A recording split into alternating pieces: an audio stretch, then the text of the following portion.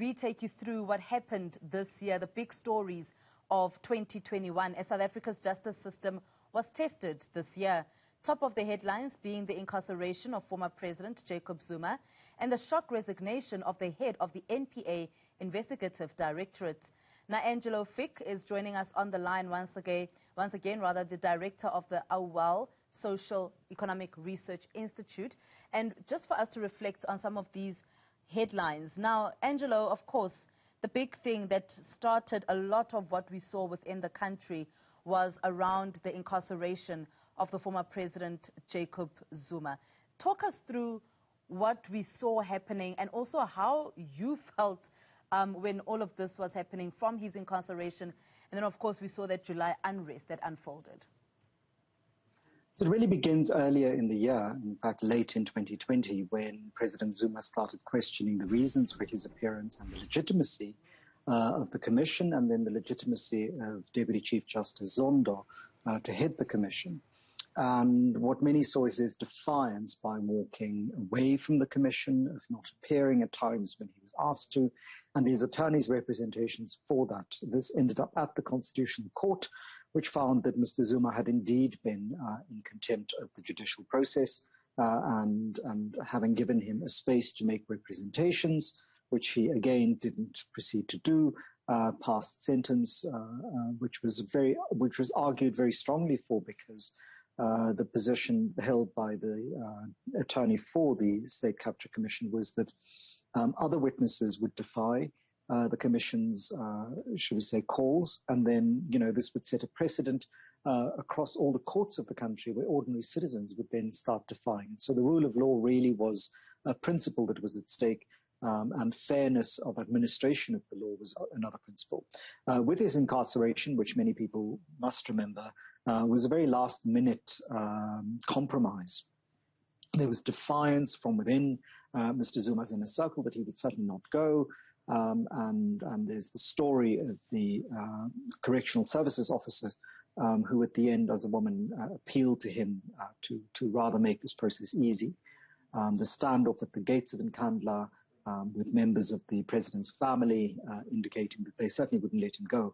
The unrest that followed, starting with the burning of trucks at Moereva Plaza, spreading across KwaZulu-Natal and in the urban areas of parts of Gauteng, really was an indication of an incendiary situation that could be exploited by people who found a certain kind of justification for their actions. We still, as the ordinary South Africans, haven't really had a clear indication from government and from the prosecuting authorities the follow-up for the people who had been implicated in planning these and coordinating these attacks on key businesses in KwaZulu-Natal and the Gauteng province, nor have we really seen any kind of action to make sure that the failures in the security cluster and the failures of policing don't get repeated in the near future. So my sense is that the rule of law was certainly tested, but that the institutions of the law scraped through again and again because of the support of ordinary people to these institutions, and because of the ways in which these institutions were designed to withstand the kinds of attacks that we saw on them. The price, of course, from the riots was that it was not just the economic cost, but also the social cost, as the people of Phoenix can attest, and as various people across other parts of the country can attest. And so the question with the question of the rule of law was not just about the corruption that led to some of these problems, figuring and featuring in the way that they did, but also whether these institutions can withstand the movement of the personnel outside of the institutions. We've seen this with the Public Protector's Office, and we saw it certainly with the ID inside the National Prosecuting Authority.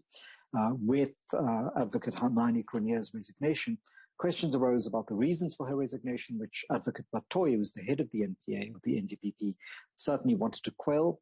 But she would not be drawn at the parliamentary inquiry or process about those reasons. And I think it is important for us to recognize that, yes, institutions are important and the personnel inside those institutions are important, but the institutions should function regardless of the personnel on site.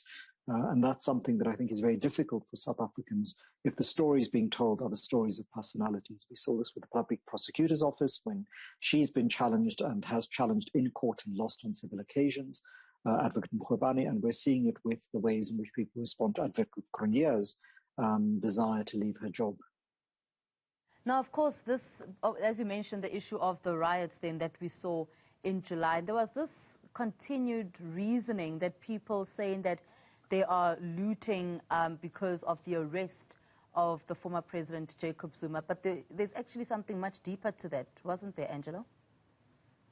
Absolutely. You know, the coordination seemed to, as many people indicate, have come from inside spaces that identified themselves and from people who identified themselves as being inside Mr. Zuma's camp and on his side. The problem is that the conditions were ripe for the exploitation of people who had suffered greatly under the economic downturn prior to the COVID pandemic, and then as a result of the measures that had to be put in place to ensure that the response to the COVID pandemic didn't result in large numbers of people dying, particularly in the 2020 period. In the 2021 period, the concern that we must have with this was the way in which the economic downturn was not being buffered appropriately and effectively by government. The 350 Rand grants certainly went some way towards that poverty alleviation. But in South Africa, as in the rest of the world, those who had lots of money, the billionaires, certainly made much more money in the 2021 period, and those without money went with even less. And so the conversation about a universal basic income certainly arose again, and with stronger support from many, many people across the civil society sector and from organizations in communities that had to work with the consequences of this pauperization of ordinary South Africans. But the pauperization is not the only reason that people would have, gone to the lengths that they did and to perform the actions that they did in destruction of property. It wasn't just looting or taking of material that people may have wanted or coveted or desired or found convenient. It was also the act of destruction of property that they certainly weren't taking for themselves. And this, I think, spoke to, one, a certain kind of weak social compact in the country and a very, very badly managed post-apartheid inequality. We need to unmake that inequality, and it's not just a material inequality, it's an inequality of life chances and an inequality of comprehension of the society we live in, the society we want to live in, and how to go from what we have now to what we want to or want to have or aspire to. And that's been the problem, I think, in the last 10 years in South Africa, that it's not often clear to ordinary South Africans what kind of country they want to live in. And their behavior at election time and their behavior in the periods between elections as civic actors don't always support the ways in which we can get there. The femicide in South Africa is an example of this. We have outrage and outcries about this year on year, sometimes week on week. But the behavior of ordinary South Africans that could engender the end of that kind of femicidal behavior doesn't necessarily match their aspiration to want that to end. And this means that we have to change all of our social institutions, all of our behaviors in those institutions. And the same goes with the poverty and deprivation that formed part of that horrible matrix that led to the violence of July 2021. And people's understanding, not just of this, this idea that people quote, which is the sanctity of private property, but their own propriety, their own human value. And in a society like South Africa with its great inequality, dignity is in very short supply to those who do not have material means. And as a result, they're easily exploitable and not as cannon fodder, but because we do not have the kinds of strong social institutions that allow people to buffer themselves against demagoguery and political lies that pretend to speak in their interests but actually work against those interests. Angelo Fick, thank you so much for your time, the director of the ASRI, just giving us details about, the big story, really, from 2021, which was that July unrest.